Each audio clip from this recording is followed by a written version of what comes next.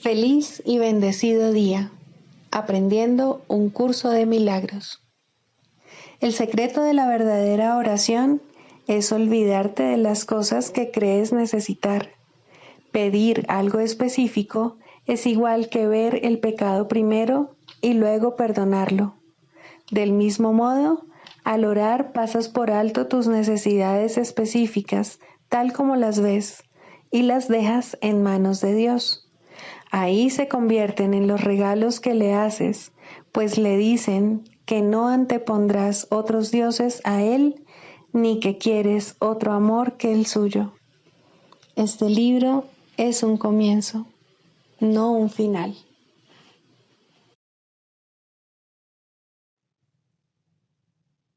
Del prefacio, que postula, párrafo 5. El mundo que vemos refleja simplemente nuestro marco de referencia interno, las ideas predominantes, los deseos y las emociones que albergan nuestras mentes. La proyección da lugar a la percepción. Primero miramos en nuestro interior y decidimos qué clase de mundo queremos ver. Luego proyectamos ese mundo afuera y hacemos que sea real para nosotros tal como lo vemos. Hacemos que sea real mediante las interpretaciones que hacemos de lo que estamos viendo. Si nos valemos de la percepción para justificar nuestros propios errores, nuestra ira, nuestros impulsos agresivos, nuestra falta de amor en cualquier forma que se manifieste, veremos un mundo lleno de maldad, destrucción, malicia, envidia y desesperación. Tenemos que aprender a perdonar todo esto, no porque al hacerlo seamos buenos o caritativos, sino porque lo que vemos no es real. Hemos distorsionado el mundo con nuestras absurdas defensas y por lo tanto estamos viendo lo que no está ahí. A medida que aprendamos a reconocer nuestros errores de percepción, aprenderemos también a pasarlos por alto, es decir, a perdonarlos. Al mismo tiempo nos perdonaremos al mirar más allá de los conceptos distorsionados que tenemos de nosotros mismos y ver el ser que Dios creó en nosotros como nosotros.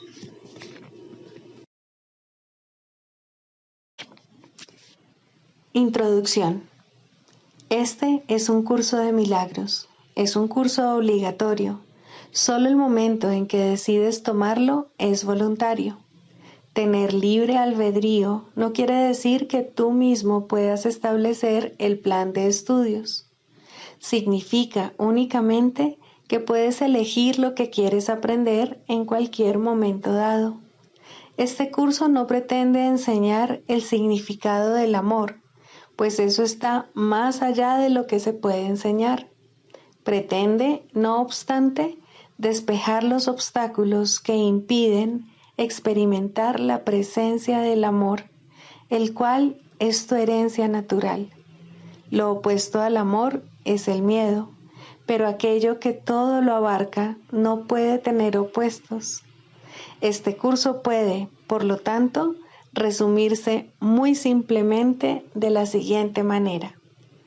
Nada real puede ser amenazado. Nada irreal existe. En esto radica la paz de Dios.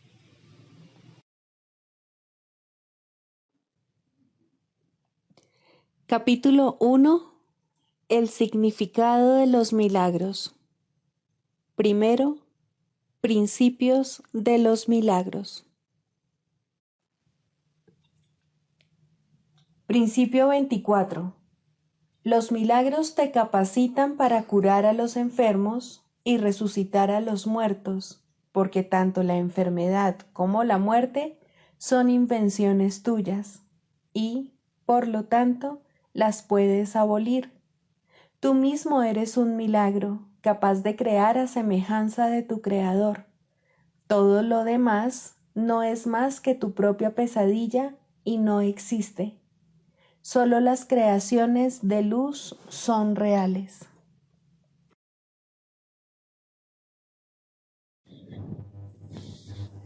Capítulo 4. Las ilusiones del ego. Introducción. La Biblia dice que si un hermano te pide que camines con él 1 milla, que lo acompañes 2. Ciertamente no sugiere que le retrases en su viaje.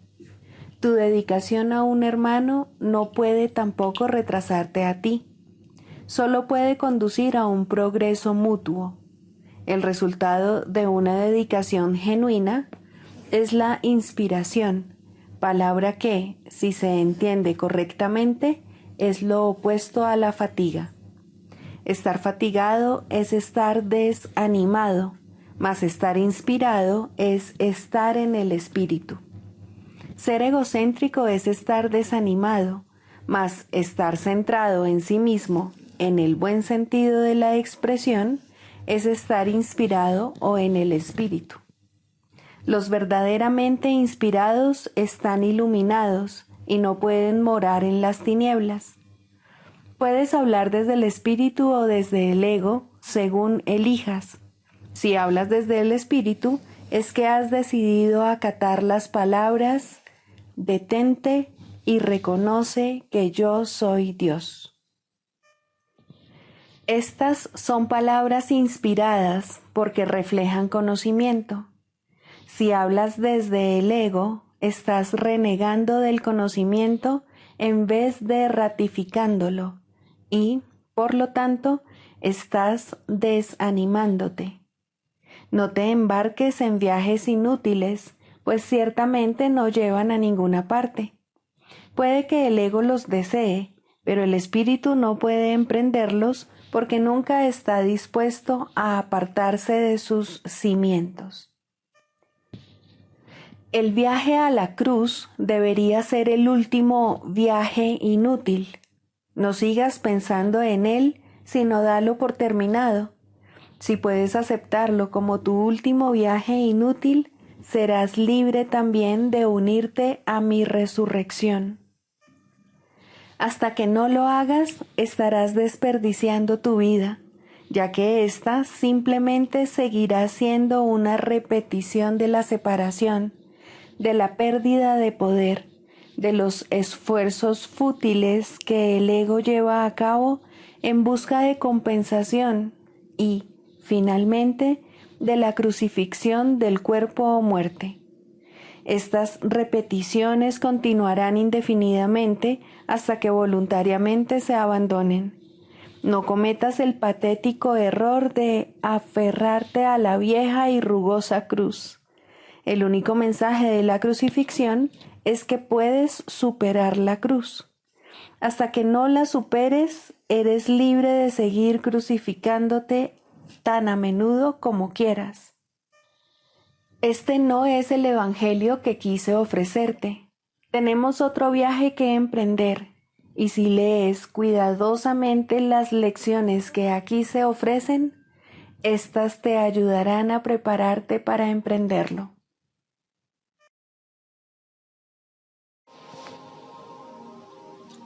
Libro de ejercicios, lección 97. Soy espíritu. La idea de hoy te identifica a ti con tu único ser. No acepta una identidad dividida, ni trata de formar una unidad entrelazando factores opuestos. Simplemente declara la verdad. Practica hoy esta verdad tan a menudo como puedas, pues extraerá a tu mente del conflicto y la llevará a los serenos campos de la paz. Ni el más leve escalofrío de miedo hará acto de presencia, pues habrá sido absuelta de la locura al haber abandonado la ilusión de una identidad dividida. Volvemos a declarar la verdad acerca de tu ser, el Santo Hijo de Dios que mora en ti, a cuya mente le ha sido restituida la cordura. Tú eres el Espíritu que ha sido amorosamente dotado de todo el amor, la paz y la dicha de tu Padre. Tú eres el Espíritu que completa a Dios mismo y que comparte con Él su función de Creador. Él está siempre contigo, tal como tú estás con Él. Hoy trataremos de acercar la realidad a tu mente todavía más. Cada vez que practicas, te vuelves cuando menos un poco más consciente, ahorrando en algunas ocasiones 1000 años o más. Los minutos que dedicas se multiplican una y otra vez, pues el milagro hace uso del tiempo, pero no está regido por él. La salvación es un milagro, el primero y el último. El primero que es el último, pues es uno. Tú eres el espíritu en cuya mente mora el milagro en el que el tiempo se detiene. El milagro en el que un minuto que se dedique a la práctica de estas ideas se convierte en un lapso de tiempo ilimitado e infinito.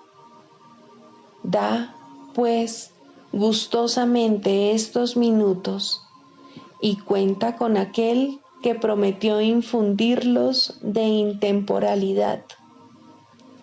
Él respaldará con toda su fortaleza cada pequeño esfuerzo que hagas.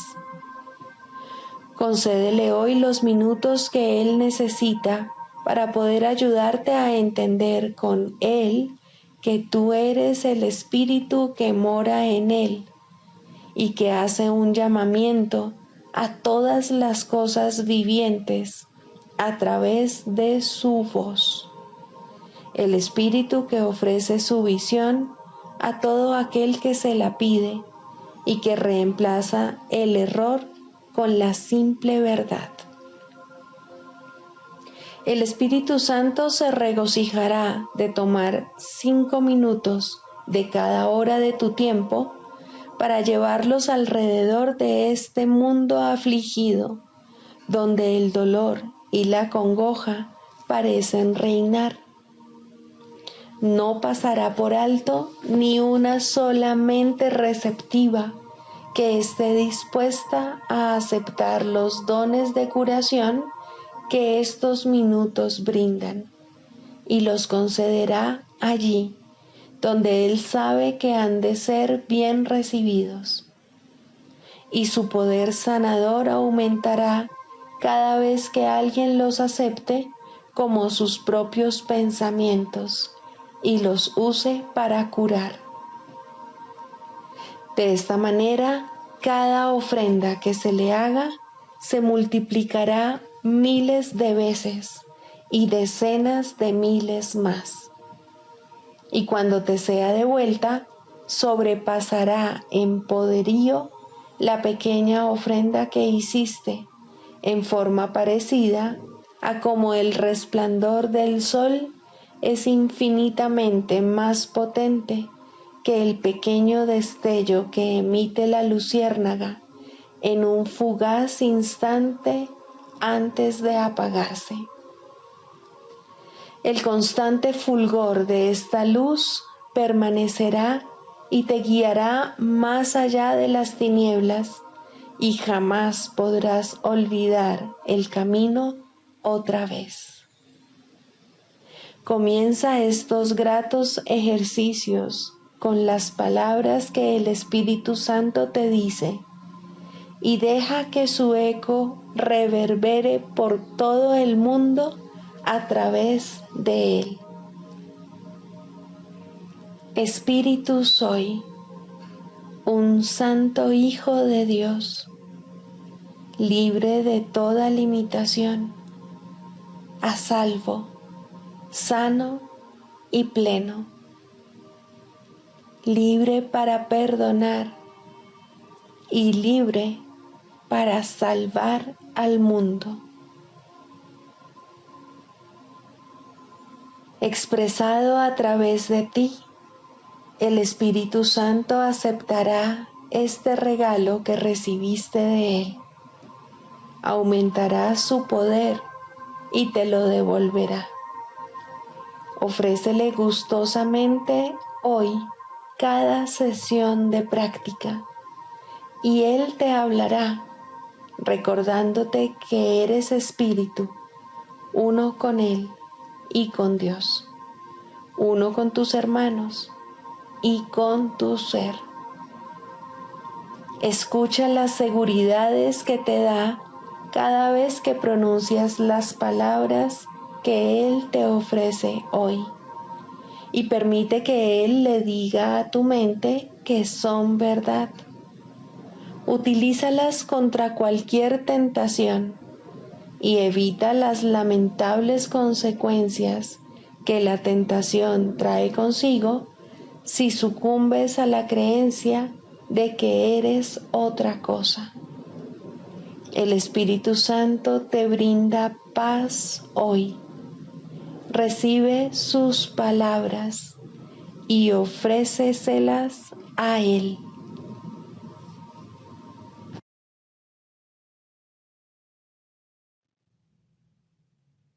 Del Manual para el Maestro, pregunta 4. ¿Cuáles son las características de los maestros de Dios? 7. Generosidad. La palabra generosidad tiene un significado especial para el Maestro de Dios. No es el significado usual de la palabra. De hecho, es un significado que tiene que aprenderse, y aprenderse muy bien. Al igual que todos los demás atributos de los maestros de Dios, esta se basa, a fin de cuentas, en la confianza, puesto que sin confianza nadie puede ser generoso en el verdadero sentido de la palabra. Para el mundo, generosidad significa dar en el sentido de perder.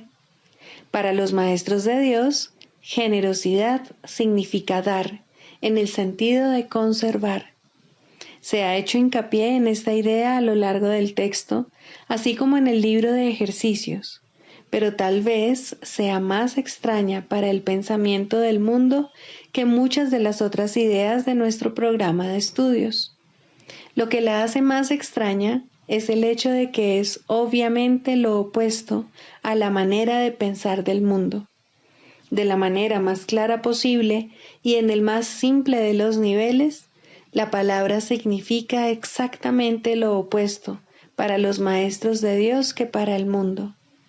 El maestro de Dios es generoso en interés propio, pero no nos referimos aquí al interés propio del ser del que el mundo habla.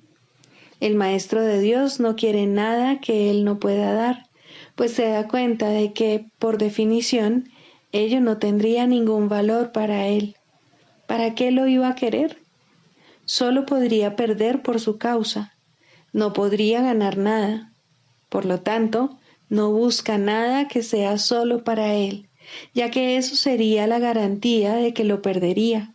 No quiere sufrir, porque entonces iba a querer buscarse dolor, pero sí quiere conservar todas las cosas que son de Dios y que, por ende, son para su Hijo. Esas son las cosas que le pertenecen. Esas sí que las puede dar con verdadera generosidad, conservándolas de este modo para sí mismo eternamente.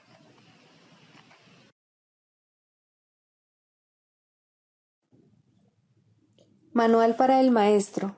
Pregunta 7. ¿Debe repetirse la curación? En realidad, esta pregunta se contesta a sí misma. La curación no puede repetirse. Si el paciente se ha curado, ¿qué queda por curar?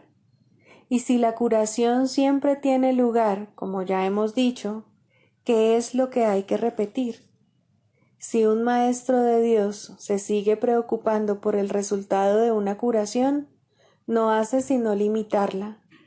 Ahora es la mente del mismo maestro de Dios la que necesita ser curada, y esto es lo que él debe facilitar.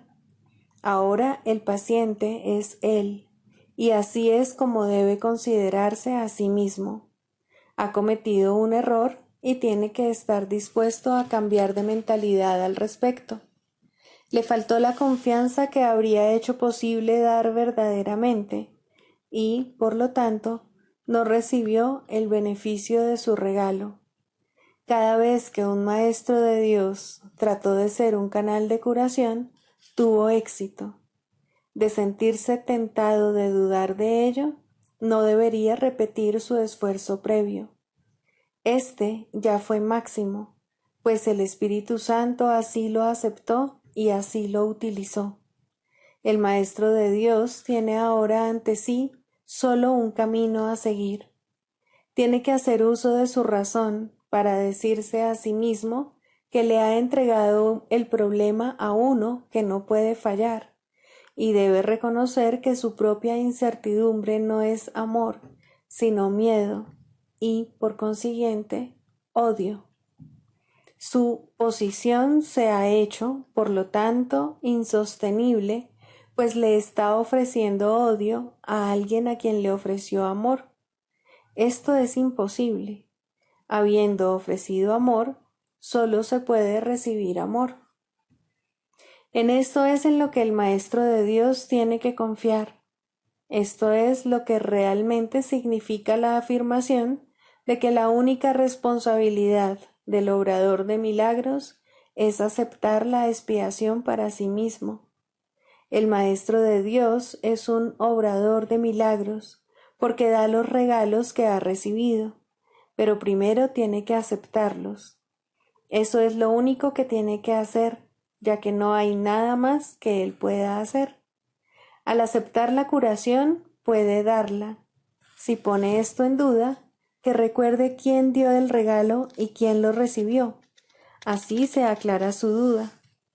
Pensó que Dios le podía quitar los regalos que le había dado. Eso fue un error, pero es un error que no vale la pena conservar, y por lo tanto, lo único que el Maestro de Dios puede hacer es reconocerlo como tal y permitir que sea corregido. Una de las tentaciones más difíciles de reconocer es que dudar de la curación debido a que los síntomas siguen estando presentes es un error que se manifiesta en forma de falta de confianza. Como tal, es un ataque. Normalmente parece ser justamente lo contrario. No parece razonable, en un principio, que se nos diga que preocuparnos continuamente es un ataque. Tiene todas las apariencias de ser amor, mas el amor sin confianza es imposible, ya que la duda y la confianza no pueden coexistir.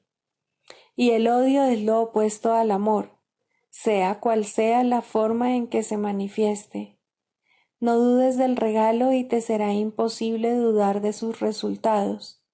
Esta es la certeza que les da a los maestros de Dios el poder para ser obradores de milagros, pues han depositado su confianza en Él.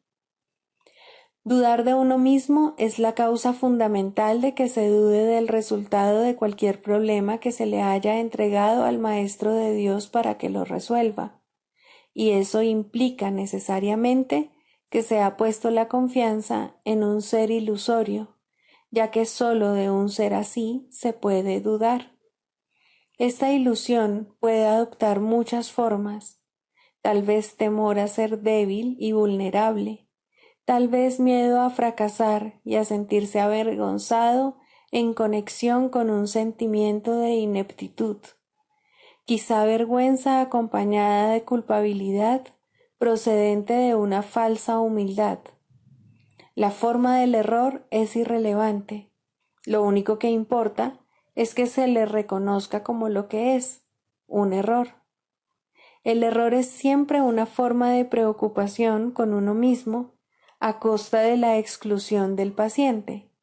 Es no reconocer al paciente como parte del verdadero ser, lo cual representa, por lo tanto, una confusión de identidad. En tu mente se ha producido un conflicto acerca de lo que eres, y te has engañado con respecto a ti mismo, y te has engañado con respecto a ti mismo porque has negado la fuente de tu creación.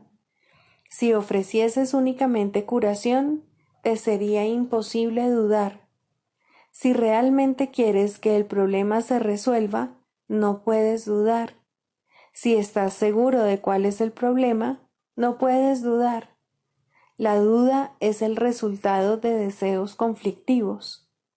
Ten certeza con respecto a lo que quieres y te será imposible dudar.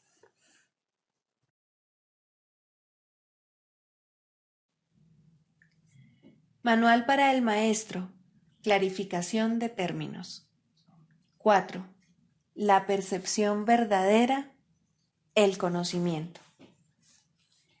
El mundo que ves no es más que la ilusión de un mundo. Dios no lo creó, pues lo que Él crea tiene que ser tan eterno como Él. En el mundo que ves, no obstante, no hay nada que haya de perdurar para siempre. Algunas cosas durarán en el tiempo algo más que otras, pero llegará el momento en el que a todo lo visible le llegue su fin. Los ojos del cuerpo no son, por lo tanto, el medio a través del cual se puede ver el mundo real, pues las ilusiones que contemplan solo pueden conducir a más ilusiones de la realidad. Y eso es lo que hacen, pues todo lo que los ojos del cuerpo ven no solo no ha de durar, sino que además se presta a que se tengan pensamientos de pecado y culpabilidad. Todo lo que Dios creó, por otra parte, está por siempre libre de pecado y por ende, por siempre libre de culpabilidad. El conocimiento no es el remedio para la percepción falsa, puesto que al proceder de distintos niveles jamás pueden encontrarse. La única corrección posible para la percepción falsa es la percepción verdadera. Esta no perdurará, pero mientras dure, su propósito será sanar. La percepción verdadera es un remedio que se conoce por muchos nombres. El perdón, la salvación, la expiación y la percepción verdadera son todos una misma cosa. Son el comienzo de un proceso cuyo fin es conducir a la unicidad que los trasciende a todos. La percepción verdadera es el medio por el que se salva al mundo de las garras del pecado, pues el pecado no existe. Y esto es lo que la percepción verdadera ve. El mundo se yergue como un sólido muro ante la faz de Cristo, pero la percepción verdadera lo ve solo como un frágil velo, tan fácil de descorrer que no podría durar más de un instante.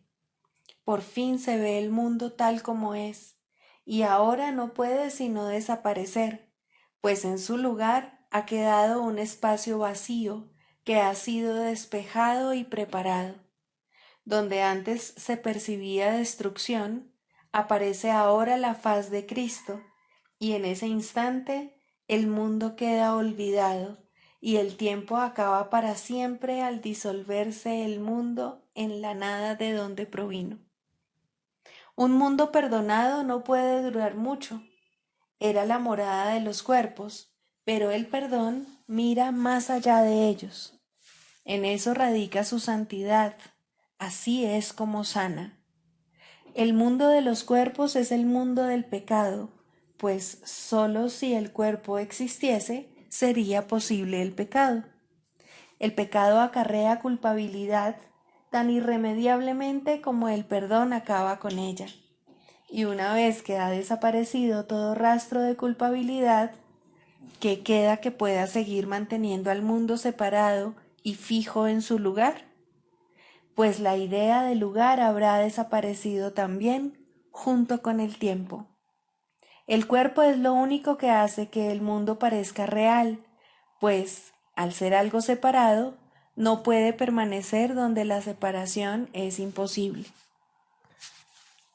El perdón prueba que es imposible porque no lo ve, y lo que entonces pasas por alto deja de ser comprensible para ti, tal como una vez estabas seguro de su presencia.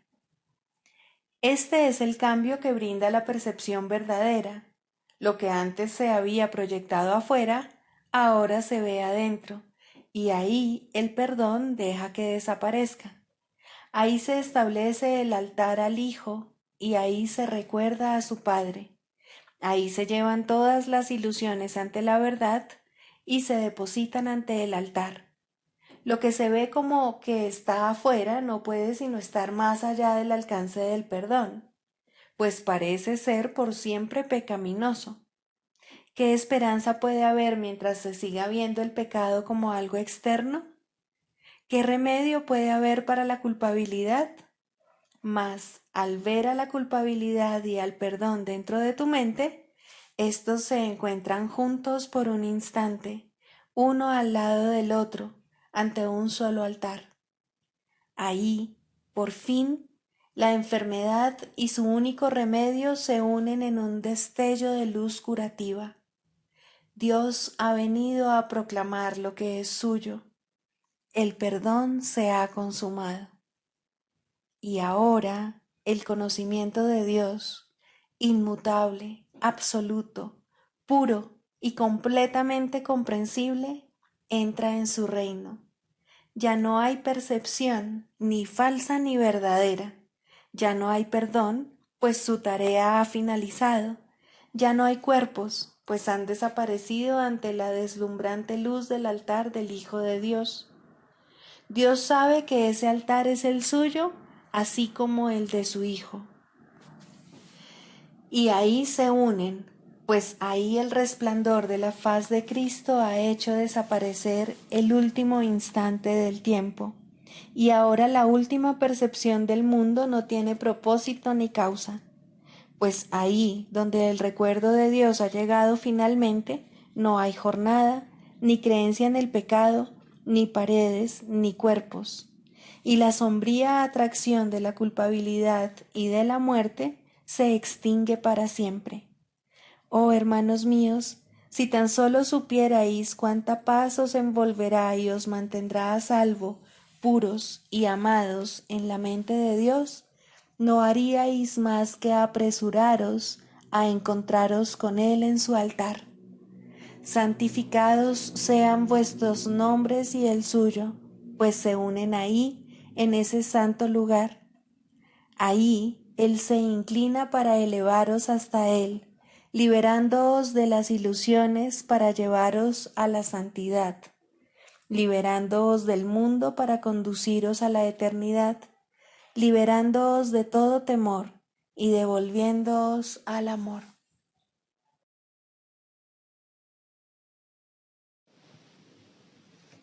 El proceso de la psicoterapia. Segundo, el lugar de la religión en la psicoterapia. Para ser un maestro de Dios no es necesario ser religioso ni creer en Dios en ninguna medida. Es necesario, no obstante, enseñar perdón en lugar de condenación. Mas ni siquiera en esto se requiere total consistencia, pues cualquiera que hubiese llegado a este punto podría enseñar lo que es la salvación en un instante y sin una sola palabra. Sin embargo, quien lo ha aprendido todo no necesita un maestro, y el que ha sanado no necesita un terapeuta. Las relaciones personales siguen siendo el templo del Espíritu Santo y con el tiempo se volverán perfectas y se restituirán a la eternidad. La religión institucionalizada no ocupa ningún lugar en la psicoterapia, pero tampoco tiene un auténtico lugar en la religión. En este mundo existe una tendencia asombrosa a unir palabras contradictorias en un mismo término sin percibir la contradicción en absoluto. Tratar de institucionalizar la religión es un intento tan obvio del ego de reconciliar lo irreconciliable que no merece que nos extendamos en ello aquí. La religión es experiencia. La psicoterapia también lo es. En sus niveles más elevados se vuelven una. Ninguna es verdad en sí misma, mas ambas pueden conducir a la verdad. ¿Qué se necesita hacer para encontrar la verdad, que sigue siendo perfectamente obvia, sino eliminar los aparentes obstáculos a la verdadera conciencia? Nadie que aprenda a perdonar puede dejar de recordar a Dios. El perdón, pues, es todo lo que se necesita enseñar, ya que es todo lo que es necesario aprender. Todos los obstáculos al recuerdo de Dios son formas de falta de perdón, y eso es todo. Esto nunca le resulta obvio al paciente y muy rara vez al terapeuta. El mundo ha aglutinado todas sus fuerzas en contra de esta forma de conciencia, pues en ella radica el fin del mundo y todo lo que éste representa. Sin embargo, tener conciencia de Dios no constituye una meta razonable para la psicoterapia. Esta llegará cuando se haya completado la psicoterapia, pues allí donde se ha alcanzado el perdón, la verdad no puede sino llegar. Sería injusto en verdad que se tuviera que creer en Dios para que la terapia tuviera éxito. Creer en Dios no es realmente un concepto significativo, puesto que a Dios solo puede conocérsele. Creer implica que es igualmente posible no creer, mas el conocimiento de Dios no tiene opuestos. No conocer a Dios es no tener conocimiento, y es a esto a lo que conduce toda falta de perdón. Sin conocimiento, uno solo puede tener creencias. Hay diferentes recursos de aprendizaje para diferentes clases de personas. Algunas formas de religión no tienen nada que ver con Dios y algunas formas de psicoterapia no tienen nada que ver con la curación. Mas, si alumno y maestro se unen para compartir una meta, Dios entrará a formar parte de su relación porque se le invitó.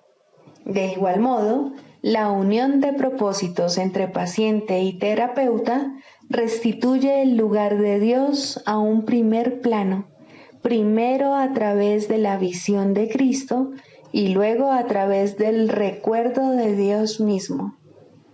El proceso psicoterapéutico es el retorno a la cordura. Maestro y alumno, terapeuta y paciente, están todos dementes o, de lo contrario, no estarían aquí. Juntos pueden encontrar una salida, pues nadie encuentra la cordura solo.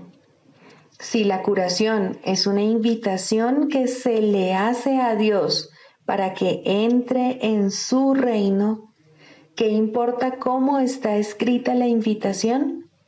¿Qué importa el papel, la tinta o el bolígrafo? ¿No es acaso el que escribe y hace la invitación lo que realmente importa? Dios acude a aquellos que desean restaurar su mundo, pues han encontrado la manera de invocarlo.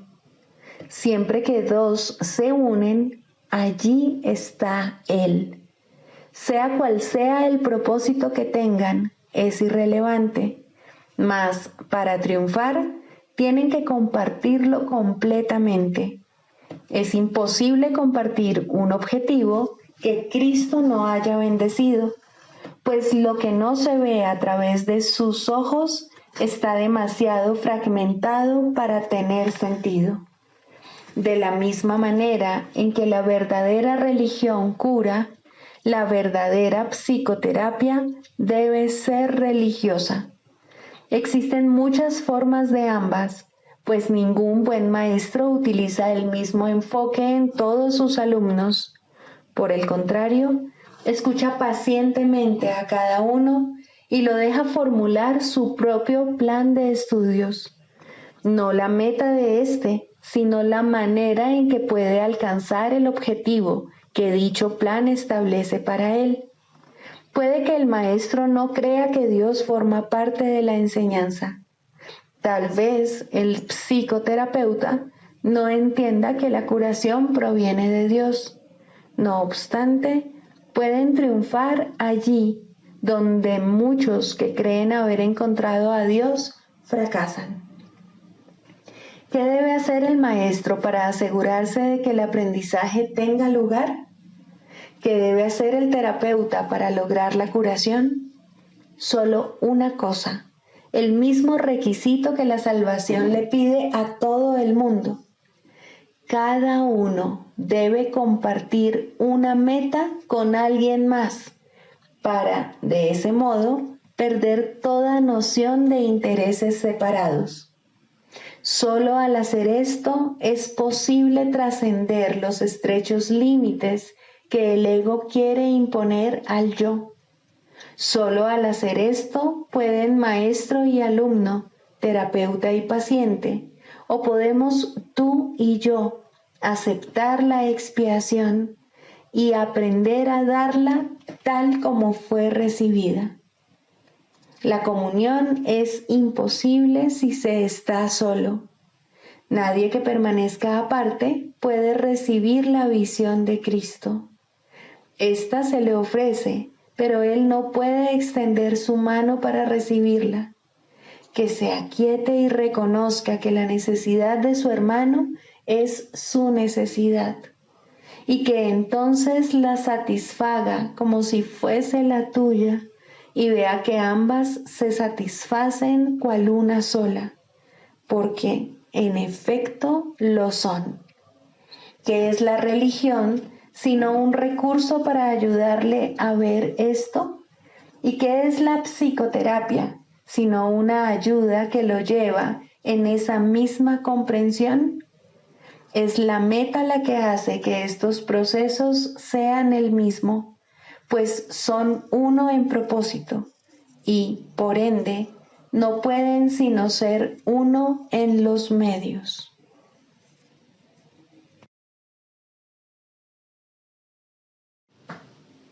El canto de la oración. Quinto, el final de la escalera. La oración es un camino a la verdadera humildad, y aquí se eleva lentamente una vez más y crece en fuerza, amor y santidad.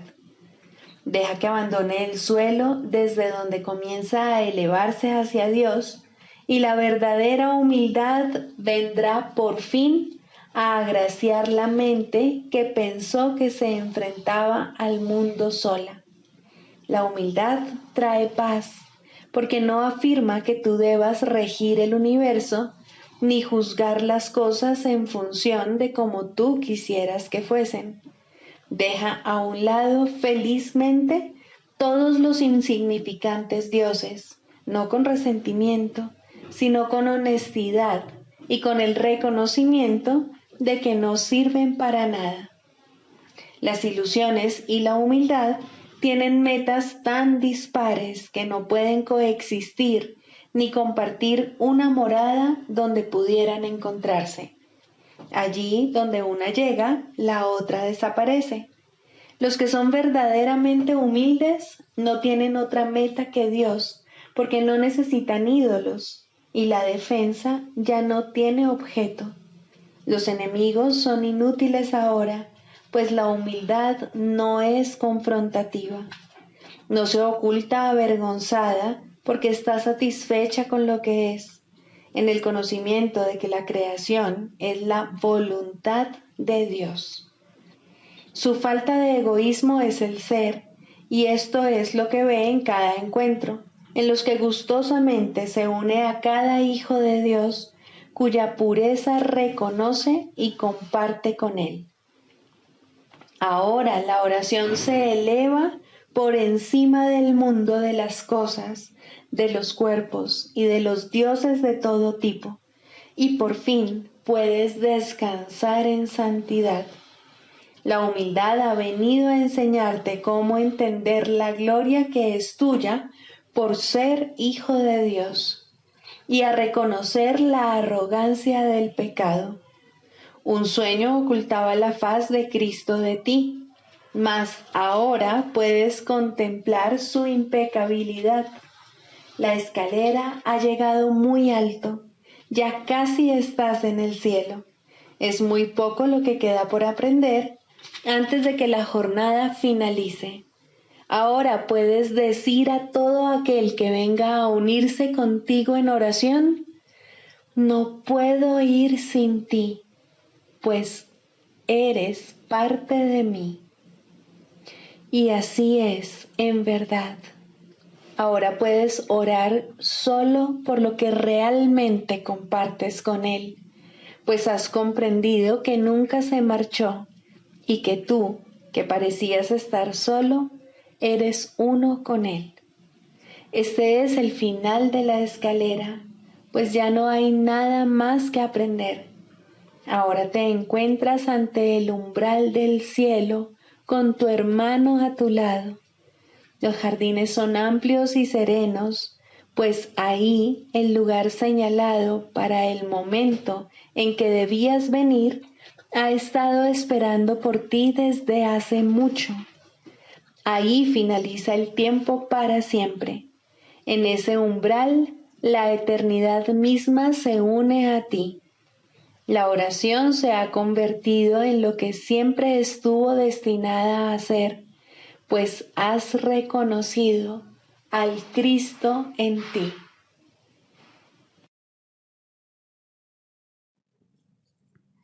Sigamos a Jesús haciendo del perdón algo tan natural como respirar y algo tan vital como el aire. Amén.